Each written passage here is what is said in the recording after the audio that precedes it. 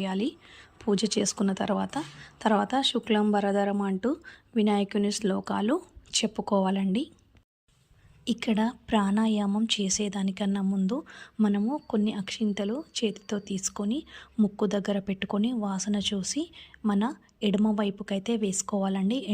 ఎందుకంటే మన కుడివైపు దేవతలు ఉంటారు, ఎడమ వైపు అయితే రాక్షసులు ఉంటారు కాబట్టి వాళ్ళను వెళ్ళగొట్టేందుకే మనము అక్షింతలు అనేవి ఎడమ వైపుకు వేసుకోవాలి.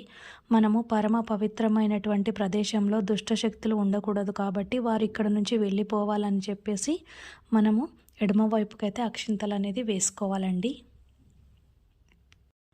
ఇప్పుడు మనము గణపతి పూజ చేసుకోవాలండి. గణపతి పూజ చేసుకునే ముందు మనము ఏదైతే సంకల్పం చెప్పుకొని పూజ చేసుకోవాలి. లేకపోతే ఆ పూజ చేసిన ఫలితం అయితే పెద్దగా ఉండదండి. సో మనము సంకల్పం చెప్పుకోవాలి. ఏ రోజు